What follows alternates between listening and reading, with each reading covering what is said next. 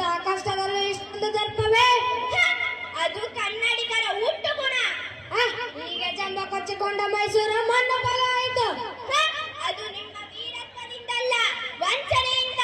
ಮೈಸೂರು ಹಾಳು ಮಾಡಲು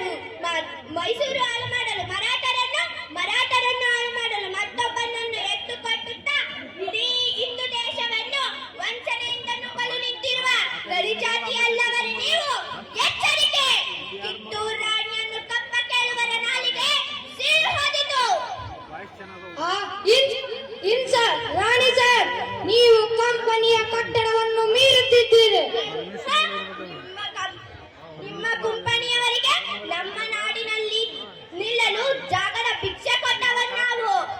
ಕಟ್ಟಳೆ ಮಾಡುವ ಅಧಿಕಾರ ನಮ್ಮದು. ಮನ್ರೋಡ್ ಸಾಹೇಬರ ಒಪ್ಪಂದದ ಪ್ರಕಾರ ಕಿತ್ತೂರಿನ ಮೇಲೆ ನಮಗೂ ಅಧಿಕಾರವಿದೆ. ಏನಂತೆ? ಕಿತ್ತೂರಿನ ಮೇಲೆ ನಿಮ್ಮ ಅಧಿಕಾರವಿದೆ? ಕಿತ್ತೂರೇನು ನಿಮ್ಮಪ್ಪ ತಂದೆಯರು ಬೆಳೆಸಿಟ್ಟ ಆಸ್ತಿ ಏನು? ಮುಚ್ಚುಬಾಯ್, ತಾಯ ಸ್ಥಾನಕ್ಕೆ ಬಂದು ತಾಯಿಗೆ ರುಚಿ ಕೊಡುವಷ್ಟು ಸ್ವಚ್ಛ ನನಗ. ಇಲ್ಲಿ ಕಟ್ಟಡ ಮಾಡೋ ಅಧಿಕಾರ ಹೇಳೋದು ನಮಗ, ನಿಮಗಲ್ಲ. ಕನ್ನಡಿಗರ ಮಾನವೀಯನ ನಿನ್ನಂತ ಕಚ್ಚಿನ ಹೆಂಗ್ ಗೊತ್ತಾಯ್ತು? ಇದು ಕೆಚ್ಚದಿಗಳ ಬೀಡೈತೆ, ಅಂಜಿಕೆ ಮುದರಿದ ನಾಡೈತೆ.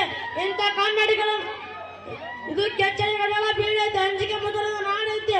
ಇಂಥ ನಾಡಗ ಜೀವ ಭಯ ತೋರಿಸಿ ಬದುಕೋ ಆಸೆ ನಿನಗಿದ್ದಂಗಿಲ್ಲ. ನಿಮ್ಮನ್ನ